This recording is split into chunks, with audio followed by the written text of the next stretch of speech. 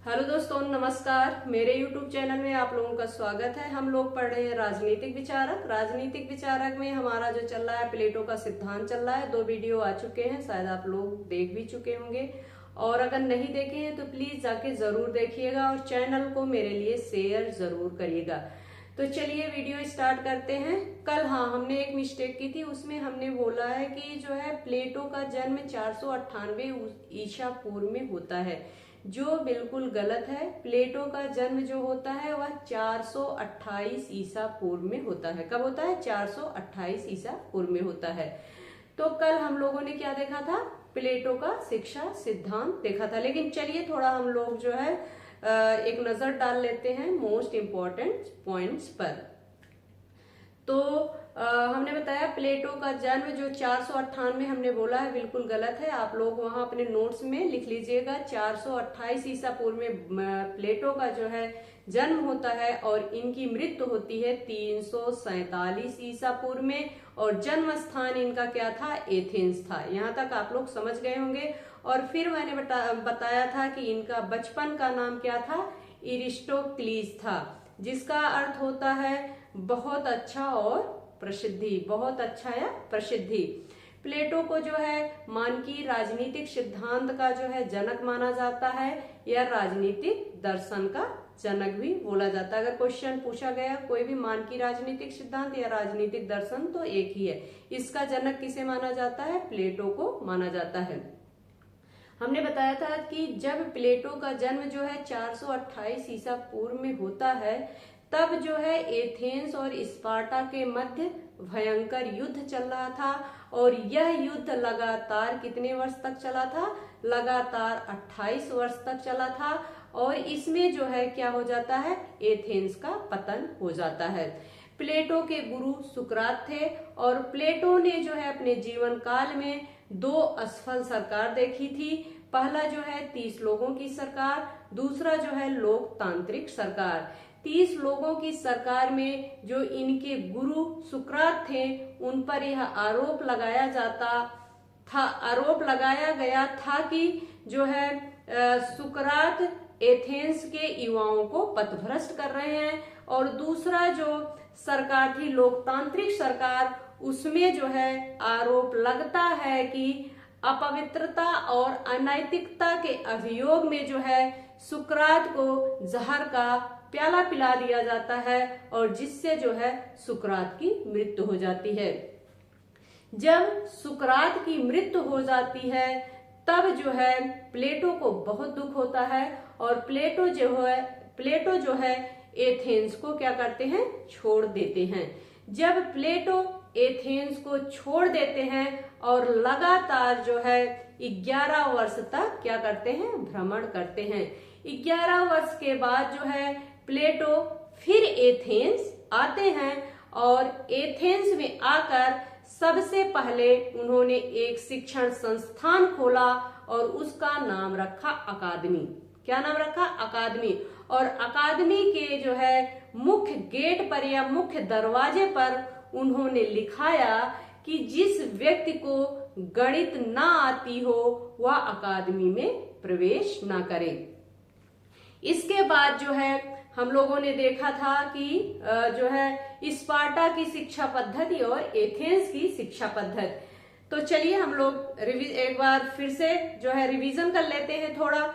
Athens की शिक्षा पद्धति के बारे में हमने बताया था कि जो एथेंस की शिक्षा पद्धति थी वह बिल्कुल किस पर आधारित थी? मानसिक शिक्षा पद्धति पर आधारित थी। दूसरा जो स्पार्टा की शिक्षा पद्धति थी वह शारीरिक शिक्षा पद्धति पर आधारित थी। जो एथेंस की शिक्षा पद्धति थी वह जो है उसमें जो है उस शिक्षा पद्धति में राज्य का कोई हस्तक्षेप नहीं था, बल्कि अगर माता पिता चाहें तो अपने बच्चे को शिक्षा दें, अगर ना चाहें तो राज्य उसमें कोई हस्तक्षेप नहीं करेगा। लेकिन दूसरी तरफ जो स्पार्टा की शिक्षा पद्धति थी वह बिल्कुल राज्य पर आधारित थी। जब बच्चा 7 वर्ष का हो जाता था, तब जो है स्पार्टा जो था राज्य सरकार क्या थी? उस बच्चे को ले लेती थी। और सबसे मुख्य बात यह थी स्पार्टा की कि जो स्पार्टा की शिक्षा पद्धति थी वह शिक्षा जो है स्त्रियों के लिए अनिवार्य थी। स्त्रियों के लिए जो है स्पार्टा की शिक्षा अनिवार्य क्यों थी? क्योंकि उनका मानना था कि जो है इस शिक्षा पद्धति से जो स्त्रियां हैं वह जो है हष्टपुष्ट होंगी, और जब हष्टपुष्ट होंगी और बलवान होंगी तो उनको जो है क्या होगा, अच्छी संतान पैदा करेंगी। क्या पैदा करेंगी? हष्टपुष्ट संतान भी पैदा करेंगी। इसलिए जो है स्पार्टा की शिक्षा थी वह स्त्रियों के लिए अनिवार्य थी। और स्पार्टा की शिक्षा जो है क्या करते थे, 7 वर्ष के बच्चे को वो ले लेते थे और सारी शिक्षा दीक्षा जो है उनका कौन करता था? राज्य सरकारें करती थी। तो आप लोग स्पार्टा की शिक्षा और एथेंस की शिक्षा पद्धति को समझ गए होंगे। लेकिन प्लेटो ने इन दोनों शिक्षा पद्धतियों का गहन अध्ययन किया। इसके बाद प्लेटो ने जो है अपनी शिक्षा पद्धति दी। प्लेटो की शिक्षा पद्धति जो आती है, प्लेटो ने अपनी शिक्षा को जो है 2 भागों में विभाजित करते हैं। 2 भागों में विभाजित करते हैं। पहला जो प्लेटो का है प्राथमिक शिक्षा, दूसरी उच्च शिक्षा। प्राथमिक शिक्षा को प्लेटो ने जो है 3 भागों में बांटा। पहला जो भाग था वह 6 वर्ष तक के बच्चों के लिए था। 6 वर्ष तक के बच्चों के लिए कौन सी शिक्षा दी जाती थी? धार्मिक और नैतिक शिक्षा। कौन सी? धार्मिक और नैतिक शिक्षा। जब बच्चा 6 से जो है 18 वर्ष तक हो जाता था, 6 से 18 वर्ष के बच्चों को कौन सी शिक्षा दी जाती थी? शारीरिक शिक्षा, बौद्धिक शिक्षा, संगीत की शिक्षा और व्यायाम की शिक्षा। यह दूसरा भाग था 6 से 18 वर्ष। पहला 6 वर्ष तक जिसमें जो है बच्चे को नैतिक और धार्मिक शिक्षा दी जाएगी। दूसरा जो आता है 6 से 18 वर्ष तक, इसमें जो है बच्चे को बौद्धिक, शारीरिक, संगीत और व्यायाम की शिक्षा दी जाएगी। पूछा जाता है, याद रखिएगा आप लोग। और तीसरा जो आता है वह आता है 18 से 20 वर्ष तक, जिसमें जो है न बच्चे को कौन सी शिक्षा दी जाएगी? कठोर सैनिक शिक्षा। कठोर सैनिक शिक्षा 18 से 20 वर्ष तक की आयु के बच्चों को दी जाएगी। इसके बाद जो आता है प्लेटो की उच्च शिक्षा। प्लेटो की उच्च शिक्षा 20 से 30 वर्ष के जो बच्चे होंगे या नागरिक होंगे उनको जो है गणित, रेखा गणित, ज्योतिष और नीति शास्त्र की शिक्षा दी जाएगी। 20 से 30 वर्ष में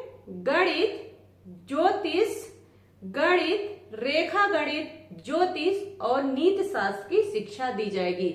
इसके बाद आता है दूसरा, जो 2 भागों में बांटते हैं उच्च शिक्षा को।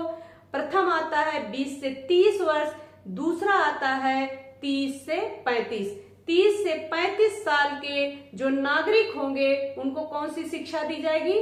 द्वंद्वात्मक शिक्षा। द्वंद्ववाद और द्वंद्वात्मक शिक्षा दी जाएगी। इसके बाद लास्ट इनका जो आता है क्रियात्मक शिक्षा, जो प्रशासनिक अधिकारी के लिए था। 35 से 40 वर्ष तक के 35 से 50 वर्ष तक के। क्रियात्मक परीक्षा जो है प्रशासकों के लिए 35 से 50 वर्ष तक रहेगा। तो जो हम लोगों ने कल पढ़ा था उसके बारे में हम लोगों ने चर्चा की। इसके आगे जो है हम लोग आज देखेंगे क्या? प्लेटो का साम्यवाद। इस पर हम लोग विधिवत चर्चा करेंगे। प्लेटो का जो साम्यवाद है वह एक संपत्ति का साम्यवाद है। दूसरा जो है स्त्रियों के संबंध में साम्यवाद है। तो चलिए हम लोग विधिवत इस पर चर्चा करने का प्रयास करते हैं। प्लेटो का साम्यवाद, ठीक है। पिछला वीडियो आप लोग देखे होंगे। अगर पसंद आए तो प्लीज मेरे लिए जरूर शेयर करिएगा, और प्लीज जो आप कमेंट करते हैं वही जो है हमारा प्रोत्साहन होता है, और इसीलिए जब वो कमेंट हम पढ़ते हैं तो इसीलिए यहाँ आ जाते हैं पढ़ाने के लिए। और थोड़ा पढ़ाने का मेरा शौक भी है, पढ़ाना मुझे अच्छा भी लगता है। इसलिए प्लीज ज्यादा से ज्यादा जो है चैनल को शेयर करें और जो है चैनल से लोगों को जोड़ने का प्रयास करें। तो चलिए देखते हैं प्लेटो का साम्यवाद, समझने का प्रयास करते हैं। ध्यान से समझने का, आप लोग ध्यान से समझिएगा जिससे आराम से समझ में आ जाए। तो चलिए देखते हैं सांसारिक वाह कमजोरियों के समाधान के लिए। अगर क्वेश्चन पूछा गया कि प्लेटो का साम्यवाद क्या है, मान लीजिए आप इंटरव्यू में गए हैं और वहां बस एक लाइन में आपको बताना है कि आप बताइए जो प्लेटो का साम्यवाद है वह क्या है। तो जो प्लेटो का साम्यवाद है वह क्या है? सांसारिक वाह कमजोरियों को दूर करने या समाधान के लिए जो है उपयुक्त सामाजिक वातावरण ही प्लेटो का साम्यवाद है। उपयुक्त सामाजिक वातावरण ही प्लेटो का साम्यवाद है। प्लेटो का जो है साम्यवाद क्या है? प्लेटो का जो साम्यवाद है वह है सांसारिक वाह कमजोरियों के समाधान के लिए सामाजिक वातावरण ही प्लेटो का साम्यवाद है। आप लोग समझ गए होंगे शायद, अगर पूछा जाएगा तो आप लोग गलत नहीं करेंगे कि प्लेटो का साम्यवाद क्या है।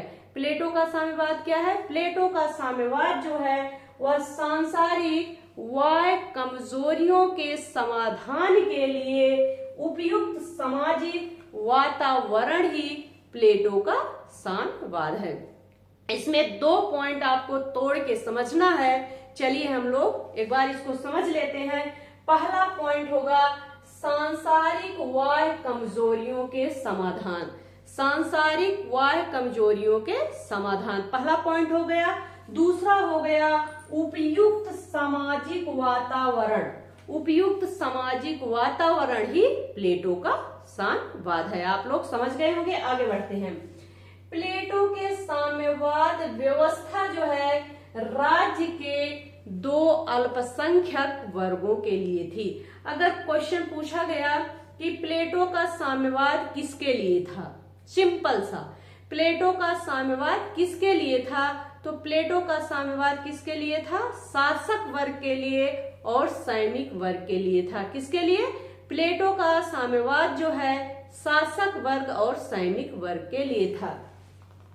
प्लेटो के साम्यवाद व्यवस्था राज्य के 2 अल्पसंख्यक वर्गों शासक और सैनिक वर्ग तक सीमित था। यह 2 भागों में विभाजित था। प्लेटो का साम्यवाद जो है 2 वर्गों के लिए था। पहला जो वर्ग आता है वह शासक वर्ग आता है, दूसरा सैनिक वर्ग आता है। प्लेटो का साम्यवाद जो है 2 भागों में विभाजित किया जाता है। पहला जो आता है संपत्ति का साम्यवाद आता है, दूसरा जो है स्त्रियों के संबंध में साम्यवाद आता है। आप लोग इस पॉइंट को समझ गए होंगे, क्योंकि बिल्कुल सिंपल तरीके से जो है हम समझाने का प्रयास कर रहे हैं और करते भी हैं। लेकिन जब आप बुक में इसको पढ़ेंगे तो बहुत उलझाकर चीजें दी जाती हैं, जिसको समझना थोड़ा टफ हो जाता है और लगता है कि यह बहुत ज्यादा है और हाय राम हमें तो बहुत ज्यादा पढ़ना है। लेकिन आप आराम से समझिएगा, इसमें बहुत ज्यादा पढ़ने की जरूरत भी नहीं है। अगर क्वेश्चन भी आएगा तो आप बड़े अच्छे तरीके से इसको हल करेंगे। तो प्लेटो का जो साम्यवाद था वह 2 वर्ग के लिए था। पहला शासक वर्ग के लिए था, दूसरा सैनिक वर्ग के लिए था। प्लेटो के साम्यवाद को 2 भागों में विभाजित किया जाता है। पहला जो है संपत्ति का साम्यवाद, दूसरा स्त्रियों के संबंध में साम्यवाद। तो चलिए पहला जो है संपत्ति के संबंध में साम्यवाद को हम लोग समझने का प्रयास करते हैं। पहला जो था, प्लेटो शासकों और सैनिक के लिए संपत्ति का निषेध करता है। प्लेटो जो है शासक वर्ग और सैनिक वर्ग के लिए कहा कि जो शासक वर्ग है और सैनिक वर्ग है वह जो है अपने लिए संपत्ति नहीं रख सकते। संपत्ति का क्या करते हैं? निषेध करते हैं। संपत्ति कौन कौन सा वर्ग नहीं रख सकता है? शासक वर्ग और सैनिक वर्ग। किसने कहा? प्लेटो ने। किसने कहा? प्लेटो ने जो है अपने साम्यवादी व्यवस्था में, संपत्ति के साम्यवादी व्यवस्था में सैनिक वर्ग और शासक वर्ग को जो है संपत्ति रखने का निषेध करता है। आप लोग यहाँ तक समझ गए होंगे। इसके बाद एक कथन आता है मोस्ट इम्पोर्टेंट, सेवाइन महोदय इसके बारे में कहते हैं कि जो प्लेटो का साम्यवाद है वह सरकार के ऊपर धन के भयानक प्रभाव को, प्लेटो को इतना दृढ़ विश्वास था कि इसे दूर करने के लिए उसे जो है स्वयं संपत्ति का विनाश करना पड़ा। किसने कहा? सेवाइन ने कहा कि सरकार के ऊपर जो है धन का इतना भयंकर प्रभाव पड़ता है, इस बात को जो है प्लेटो समझ गया था। इसलिए जो है उसको जो है शासक वर्ग और सैनिक वर्ग के लिए धन का विनाश करना पड़ा कि जो सैनिक वर्ग होगा और शासक वर्ग होगा वह जो है धन को अपने पास नहीं रख सकता है, बल्कि वह धन का निषेध करेगा। एक बार इनका फिर से जो कथन है हम रिपीट कर देते हैं। सरकार के ऊपर धन के भयानक प्रभाव को प्लेटो को इतना दृढ़ विश्वास था कि उसे दूर करने के लिए जो है स्वयं संपत्ति का ही विनाश करना पड़ा। मोस्ट इंपॉर्टेंट कथन है, आप लोग नोट्स में लिख लीजिएगा। यह कथन सेवाइन का है। यहाँ तक आप लोग समझ गए होंगे। इसके आगे हम बढ़ते हैं। चलिए, परिवार या स्त्रियों का साम्यवाद, संपत्ति का साम्यवाद आप लोग समझ गए होंगे। उसमें कुछ बहुत ज्यादा पढ़ने की जरूरत नहीं है। प्लेटो ने जो है शासक वर्ग और सैनिक वर्ग को संपत्ति का निषेध माना है कि मतलब जो है शासक वर्ग और जो सैनिक वर्ग होगा वह संपत्ति अपने पास नहीं रख पाएगा। इसके बारे में सेवाइन का एक कथन यह भी है कि जो है प्लेटो को धन के बारे में इतना दृढ़ विश्वास था कि जो है प्लेटो को ही धन का विनाश करना पड़ा। किसके लिए? सरकार के लिए। आप लोग विधिवत पीछे मैंने पढ़ाया है, जाके उसको नोट्स बना के आप लोग लिख लीजिएगा और देख लीजिएगा। आगे बढ़ते हैं। परिवार या स्त्रियों का साम्यवाद।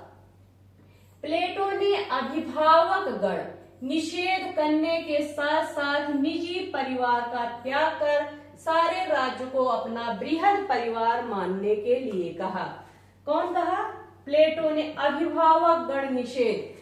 प्लेटो का जो स्त्रियों के संबंध में साम्यवाद था वह यह था कि प्लेटो चाहता था कि मतलब यह क्लियर ना हो पाए कि यह बच्चा जो है इस माँ का है और इस बाप का है। मतलब ऐसी स्थिति पैदा की जाए, मतलब कोई भी स्त्री या पुरुष जो है उनका जो है यह ना हो कि वह उनके जो है माता पिता हो। आप लोगों को हम समझाने का प्रयास करते हैं। जो इनका स्त्रियों के प्रति जो साम्यवाद है, जैसे हम लोगों के यहाँ है क्या हो जाता है, शादी हो जाती है, तो जब बच्चा पैदा हो जाता है तो उसको क्या माना जाता है कि यह जो है यह बच्चा इस मदर का है और इस फादर का है। लेकिन प्लेटो का जो स्त्रियों के संबंध में साम्यवाद था उसने जो है विवाह संस्था को ही खत्म कर, मतलब उसने कहा कि विवाह को ही खत्म कर दिया जाए। किसको? विवाह को ही खत्म कर दिया जाए।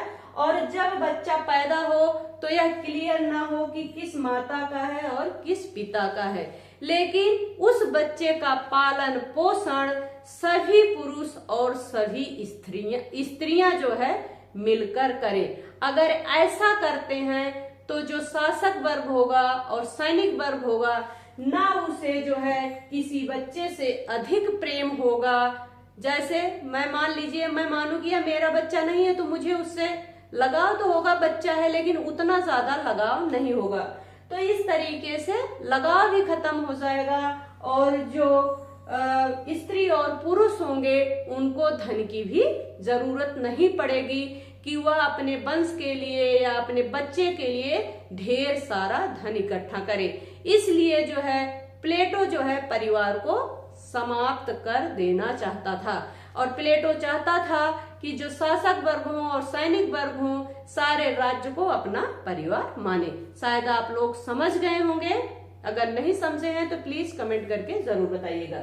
चलिए, प्लेटो ने अभिभावक गण निषेध करने के साथ साथ निजी परिवार का त्याग करने की बात की। अभी हमने समझाया, शायद आप लोग समझ गए। निजी परिवार का त्याग मतलब कोई परिवार जो है ना बसाए, कोई अपना परिवार या अपना घर ना बसाए, पूरे राज्य को अपना जो है परिवार माने, और कोई यह ना बोले कि यह मेरा जो है हस्बैंड है, यह मेरी वाइफ है, यह मेरा बच्चा है, बल्कि इसकी जो है जानकारी किसी को नहीं होनी चाहिए। ठीक है, यहाँ तक आप लोग समझ गए होंगे। सेवाइन महोदय का एक कथन आता है। सेवाइन महोदय ने इसके बारे में कहा है कि मतलब परिवार या स्त्रियों के साम्यवाद के बारे में कहा है कि जो है संपत्ति की भांति प्लेटो ने विवाह का भी उन्मूलन करता है। संपत्ति की भांति प्लेटो ने जो है विवाह का भी अंत करने या विनाश करने की बात की, मतलब विवाह को ही खत्म कर दिया जाए। आप लोग यहाँ तक समझ गए होंगे। आगे बढ़ते हैं। रिपब्लिक। प्लेटो जो है साम्यवाद के स्वरूप को स्पष्ट करते हुए लिखा कि संरक्षक स्त्री या पुरुषों में कोई भी अपना निजी घर परिवार नहीं बनाएगा। प्लेटो की जो पुस्तक है रिपब्लिक, उसमें प्लेटो ने लिखा, क्या लिखा प्लेटो ने, कि साम्यवाद के स्वरूप को स्पष्ट करते हुए, साम्यवाद को स्वरूप को स्पष्ट करते हुए प्लेटो ने लिखा कि संरक्षक या स्त्री पुरुषों में कोई भी अपना निजी घर परिवार नहीं बनाएगा। संरक्षक स्त्री या पुरुषों में कोई भी अपना निजी घर या परिवार नहीं बनाएगा। कोई भी किसी के साथ व्यक्तिगत रूप से, अस्थायी रूप से सहवास नहीं कर सकेगा। कोई भी जो है स्त्री या पुरुष व्यक्तिगत रूप से मतलब लगातार किसी के संपर्क में नहीं रहेगा।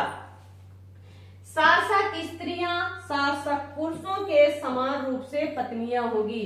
जो सभी शासक होंगे और जो सभी शासक स्त्रियां होंगी वह जो है सभी की पत्नियां होंगी, और सभी शासक जो है सबके पति होंगे। कोई लगातार जो है किसी के साथ जो है निजी व्यक्तिगत जीवन नहीं बिताएगा। जैसे पति पत्नी के रूप में लगातार एक साथ रहते हैं, इस तरीके से प्लेटो ने जो है परिवार का अंत करने की कोशिश की।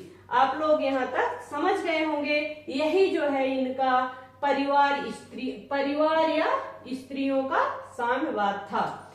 प्लेटो के जो साम्यवाद की आलोचना की थी, क्वेश्चन पूछा जाता है कि प्लेटो के साम्यवाद की आलोचना किसने की थी, तो प्लेटो के साम्यवाद की आलोचना जो है किसने की थी, अरस्तु ने की थी। मोस्ट इंपॉर्टेंट है, किसने की थी, अरस्तु ने की थी, अरस्तु ने की थी। और प्लेटो का साम्यवाद जो है विविधमा का शत्रु है। किसका, विविधमा का शत्रु है।